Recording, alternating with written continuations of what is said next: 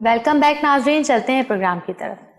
तो जी आप मुझे क्या बताएं? जी बिल्कुल, आपने मुझसे पूछा था कि हम किस तरह से बच्चों को मोटिवेट करते हैं या कुछ मोटिवेशनल हम लोग वहाँ पर इवेंट्स भी करते हैं, जो मैं बता रही थी आपको।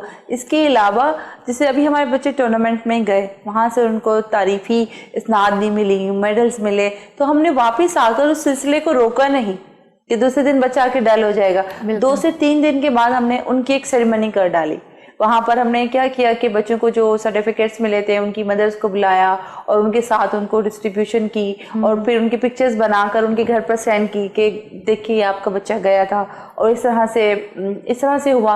और अब जैसे हम प्लान कर रहे हैं, मैंने अभी बताया पिकनिक हम लोग प्लान कर रहे हैं, फिर हमने रेड डे सेलिब्रेट किया। तब चूंकि फेब्रुआरी और मार्च में आपको पता है बसंत होती है और पतंग वाला कुछ सीजन होता है, तो हम ये भी हम लोग प्लान कर रहे हैं कि येलो डे हम सेलिब्रेट करें। तो उसके हवाले से रोजाना कोई ना कोई after class half an hour का हम लोग इस तरह से सेशन रखते हैं जिसमें उनकी एक्टिविटी होती है। ये भी एक मोटिवेशन बच्चों को मिलती रहती है कि जनाब सिर्फ पढ़ाई नहीं है, हमारे यहाँ पर कुछ एंटरटेनमेंट भी है।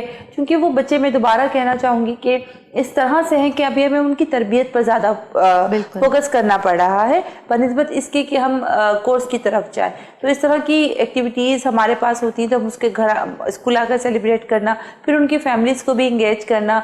फ्यूचर प्लान जैसे अभी 27 को भी एक प्रोग्राम है, उसके लिए भी हमारे बच्चे एक टेबलो की तैयारी कर रहे हैं, तो वो भी हमारा मोटिवेशन के इसमें आता रहता है। बिल्कुल, क्योंकि ये बहुत ज़रूरी चीज़ है, क्योंकि आजकल देखने में आ रहा है कि ये सारी एक्टिविटीज़ जो है ना ये ख़त्म हो चुकी हैं, आहिस्ता आहिस्ता से सारी चीज़ें ख़त्म हो चुकी हैं।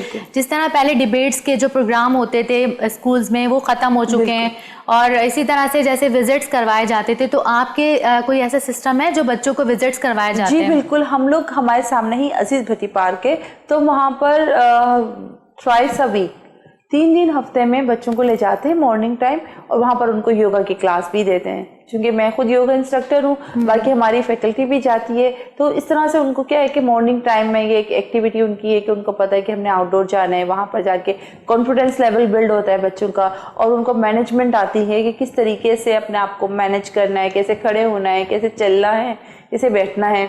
और तो फिर इस तरह से बच्चों को, और फिर सबसे बड़ी बात शायद ये होती है मज़े की कि उधर जो लोग होते हैं उन्हें देखते हैं, बड़ा अप्रिशिएट करते हैं, और वो बच्चों की खुशी आपको मैं बता नहीं सकती कितनी होती है कि जब लोग उनके लिए तालियां बजा रहे होते हैं तो वो बहुत खुश होते हैं। अच्छा, हमारे मतलब बच्चों में आपका कोई ऐसा सिस्टम है जिससे बच्चों को हिस्टोरिकल प्लेसेस के बारे में हमारे पता चले, और हमारे जो पाकिस्तान के हीरोज़ हैं आजकल भूल चुके हैं बच्चे ना, उनको सिर्फ फिल्मी हीरोज़ याद हैं, तो उस हवाले से कोई इक़दामात हैं कि बच्चों में ये चीज़ जो है वो क्रिएट हो के या ये चीज़ डेवलप्ड हो कि भाई ये हमारे हीरोज़ हैं पाकिस्तान के? जी बिल्कुल, आपने बहुत ही अच्छा सवाल किया, और इस प्रोग्राम के मुनासबत से मैं बताना चाहूँगी तमाम देखने वालों को कि हमने अपना जो कोर्स डिज़ाइन किया है उसके अंदर रिटन तो जो रखे हैं, जो बेसिक हमारे सब्जेक्ट्स होते हैं वो रखे, लेकिन हमने एक जनरल नॉलेज का भी सब्जेक्ट रखा है जिसमें सिर्फ बच्चों को हमारी जो पाकिस्तान की जो हिस्ट्री है वो बताई जाएगी, हमारे जो लोगों ने कारनामे सर अंजाम दिए, जो हमारे हीरोज़ हैं।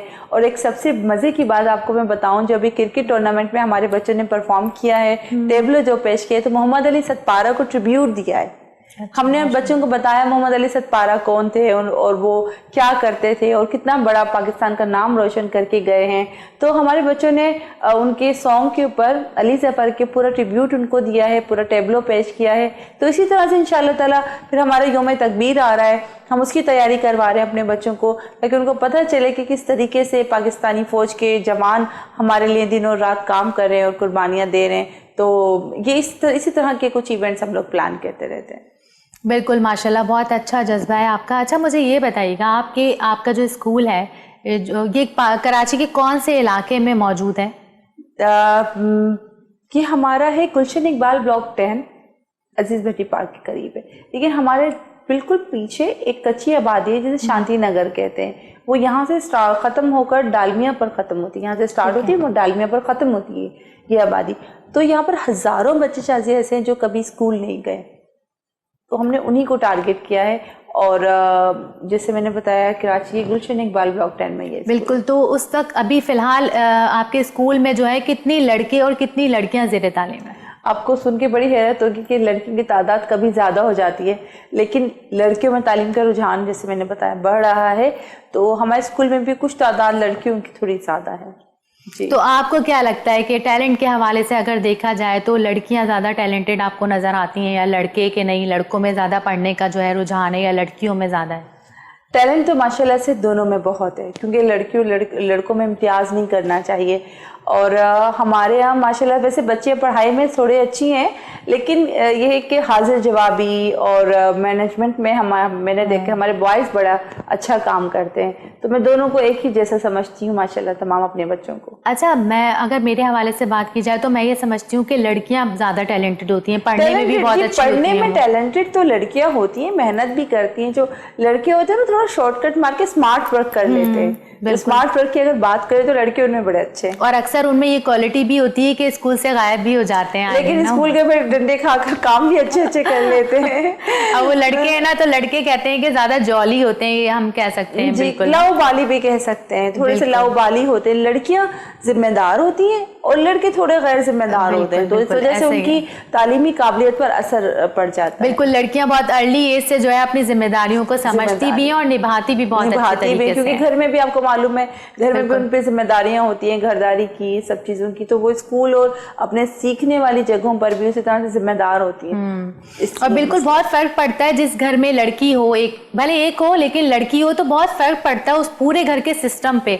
और अगर सिर्फ लड़के हैं तो बहुत मतलब एक खास फर्क जो है वो देखने में नजर आता है। ऐसे ही है, मैंने बताया मेरा एक ही बेटा है, तो अक्सर थोड़े से वो कहते हैं मम्मा मैं ये काम भी करूँ, तो मैं कहती हूँ बेटा आपकी कोई सिस्टर नहीं है ना, मैं क्या करूँ, वो होती तो मेरी हेल्प करवाती, तो आप ही करवाइए।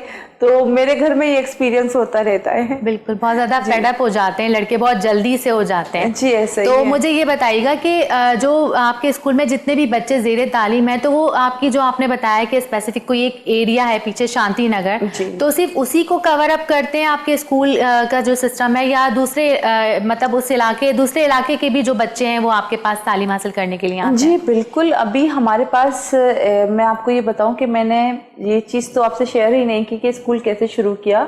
स्कूल दरअसल 15 बच्चों के एक कमरे से मैंने 2019 में शुरू किया था कि एक एक्टिविटी हो जाएगी। अब यकीन नहीं करेंगी शाजिया कि आज हमारे पास 100 से ज़ायद बच्चे हैं।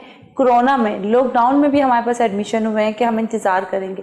15 बच्चे जब पूरे हो गए, हमने कहा कि जी बस अब हमारे पास तो जगह ही नहीं है, एक ही रूम है।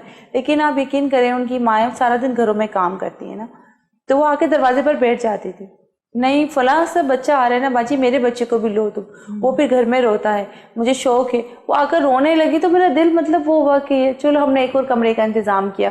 2 रूम स्कूल हो गया हमारा। तो 2 रूम में आप यकीन करेंगे हमने 60 स्टूडेंट्स को पढ़ाया है।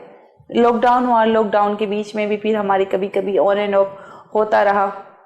हमें ज़रूरत महसूस हुई, फिर हमारे घर में थोड़ी छत के ऊपर जगह खाली थी, हमने वहाँ पे शेड डालकर स्टार्ट कर लिया। वहाँ पे अब 70 स्टूडेंट्स हो गए हैं।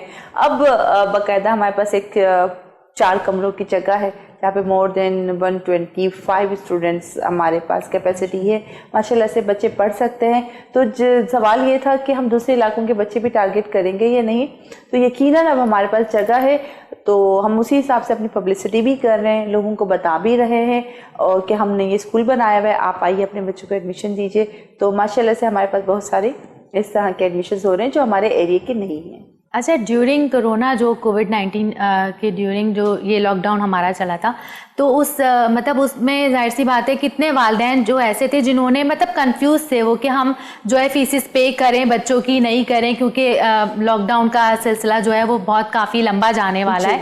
तो आपका तो फ्री ऑफ कॉस्ट है सारा, तो ड्यूरिंग कोरोना भी ये सारा मामला जो है पढ़ाई के लिखाई के सब चलते रहे या नहीं? चूंकि हम अपने मुल्क में रियासत के कानून को जो है मानने के अहल हैं, मानना पड़ेगा हमें, चाहे हम फीस ले रहे हैं या नहीं ले रहे हैं, हमारा इदारा तो है। तो रियासत के कानून पे चलते हुए हमने भी अपना स्कूल बंद किया था। एज अ ऑर्गेनाइजेशन फाउंडर और चेयरपर्सन, आप हमारे जो व्यूवर्स हैं उनको कोई अपनी तरफ से कोई मैसेज देना चाहेंगी? मैं बिल्कुल देना चाहूँगी। काफ़ी सारी बातें हो चुकी हैं और इतना लंबा हमारा माशाल्लाह से स्लॉट था, उसमें बहुत सारे मैसेजेस तो मैं दे चुकी सुनने और देखने वालों के लिए। बस मैं एक बात पर, अपने एक शेर पर अपनी गुफ्तगू का इख्तिताम करूँगी कि शिकवा शबे ज़ुल्मत से तो कहीं बेहतर है शिकवा शबे जुल्म से तो कहीं बेहतर है अपने हिस्से की शम्मा जलाते जाएं। बिल्कुल रूबी साहिबा, एक बहुत अच्छे शेर के इख्तिताम के साथ जो है आपने एक बहुत अच्छा मतलब मैसेज जो है वो कन्वे किया है हमारे व्यूवर्स को। यहीं पर हमारे प्रोग्राम का वक्त ख़त्म हो चुका है। तो नाज़रीन, मुझे अपनी होस्ट शाज़िया शेख को इजाज़त दीजिए। अगर मिलते हैं अगले प्रोग्राम में एक नए मेहमान के साथ। अल्लाह हाफ़िज़।